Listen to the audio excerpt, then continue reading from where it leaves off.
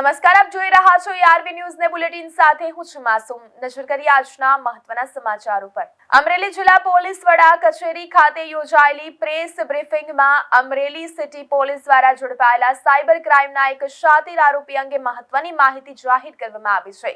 જિલ્લા પોલીસ વડાએ જણાવ્યું હતું કે આરોપી શેર બજારમાં રોકાણના બહાને લોકો સાથે ઓનલાઈન છેતરપિંડી આચરતો હતો।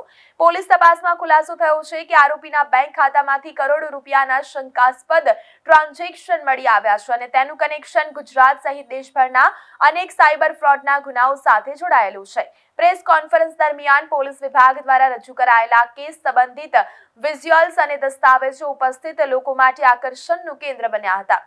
મહેશ બારૈયા, અમરેલી। સુરતના વરાછા વિસ્તારમાં આવેલા એક હીરાના કારખાનામાં રાત્રિના સમયે થયેલી 7.50 લાખના હીરાની મોટી ચોરીનો ભેદ ઉકેલવામાં પોલીસને સફળતા મળી છે। બંધ કારખાનાને નિશાન બનાવીને આચરવામાં આવેલી આ ચોરી અંગે અશ્વિની કુમાર પોલીસ મથકે ગુનો નોંધાયા બાદ પોલીસે તપાસના ચક્રો ગતિમાન કર્યા હતા। તે દરમિયાન ચોક્કસ બાતમીના આધારે પોલીસે વિજય ઉર્ફે જાડિયો ચંદ્રવંશી નામના શાતીર આરોપીને ઝડપી પાડ્યો છે અને તેની પાસેથી ચોરીના તમામ 7.50 લાખના હીરા પૂરેપૂરા રિકવર કરી લીધા છે। પકડાયેલો આરોપી ગુનાહિત ઇતિહાસ ધરાવે છે અને અગાઉ પણ સુરતના વરાછા, કાપોદ્રા તથા ચોક બજાર સહિતના અલગ અલગ વિસ્તારોમાં ચોરીની અનેક ઘટનાઓને અંજામ આપી ચૂક્યો છે।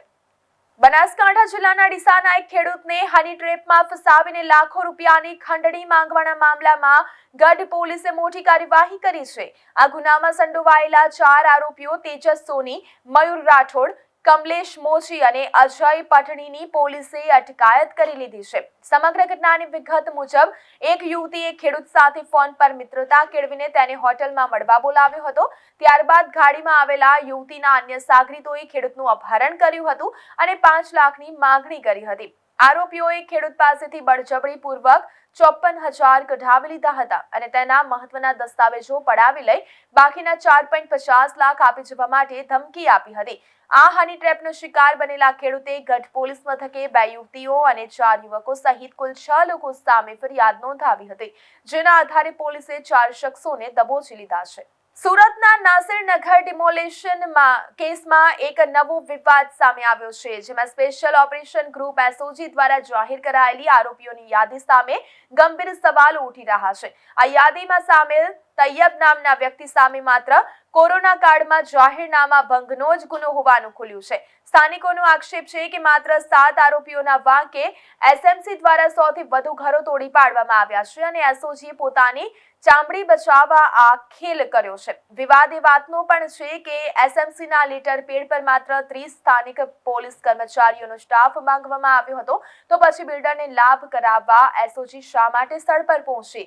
આ કાર્યવાહી દરમિયાન ડીસીપી રાજદીપસિંહ નકુમ સિવાય અન્ય કોઈ ઉચ્ચ પોલીસ અધિકારી હાજર ન રહેતા પોલીસની પક્ષપાતપૂર્ણ ભૂમિકા સામે આંગળી ચીંધાઈ રહી છે। આ ડિમોલેશનમાં 84 મકાનો સંપૂર્ણ જમીનદોસ્ત કરાયા છે અને 30 મકાનોને આંશિક નુકસાન થતા 114 થી વધુ પરિવારો પ્રભાવિત થયા છે। હવે આ મામલે કોંગ્રેસે પોલીસ અને વહીવટી તંત્ર પર નિશાન સાધ્યું છે। વિપક્ષે વિવાદિત બિલ્ડરની પોલીસ હેડક્વાર્ટરમાં અવરજવર અંગે સવાલો ઉઠાવી સીસીટીવી ફૂટેજ જાહેર કરવા અને સમગ્ર પ્રક્રિયાની પારદર્શક તપાસ તથા નિષ્પક્ષ તપાસ કરવાની માંગણી કરી છે।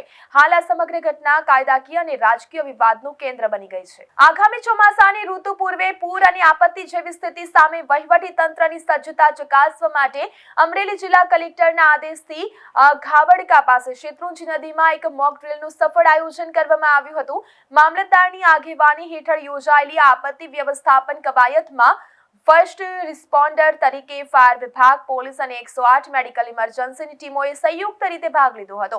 મોક ડ્રીલ દરમિયાન નદીમાં 2 વ્યક્તિઓ ડૂબતા હોવાનો કોલ મળતા જ ફાયર ફાઇટરની ટીમે તાત્કાલિક બંનેને હેમખેમ બહાર કાઢ્યા હતા અને 108 મારફતે પ્રાથમિક સારવાર આપી હોસ્પિટલ ખસેડવાનું જીવંત નિદર્શન કર્યું હતું। આ કવાયતનો મુખ્ય હેતુ કટોકટીના સમયે સરકારી વિભાગો વચ્ચે પરસ્પર સંકલન વધારવાનો અને સ્થાનિક ગ્રામજનોને ઇમરજન્સી નંબરો અંગે જાગૃત કરવાનો હતો। મહેશ બારૈયા, અમરેલી। મહેરબાન કલેક્ટર સાહેબ શ્રીના આદેશ અનુસાર ગાવડકા મુકામે એક મોક ડ્રીલનું આયોજન કરવામાં આવેલું હતું। આવનાર વર્ષા ઋતુના સમયગાળાની અંદર જો કોઈ ડૂબવાના કેવી કોઈ અનિચ્છનીય ઘટનાઓ બને છે તો તેને કેવી રીતના પહોંચી વળાય તેના અનુસંધાને ફાયર વિભાગ, પોલીસ વિભાગ અને મેડિકલ ઇમરજન્સી 108ની ટીમ કેવી રીતના કાર્ય કરે છે તેનું નિદર્શન કરવા માટે થઈ અને મામલતદાર સાહેબશ્રીની આગેવાની હેઠળ આ સંપૂર્ણ મોકડ્રીલનું આયોજન કરવામાં આવેલું હતું. અને મોકડ્રીલના અનુસંધાને અમને કોલ આપવામાં આવેલો હતો કે કોઈ 2 વ્યક્તિ ડૂબવાની સંભાવના છે.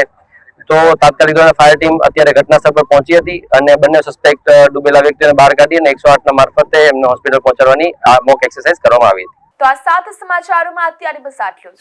નમસ્કાર.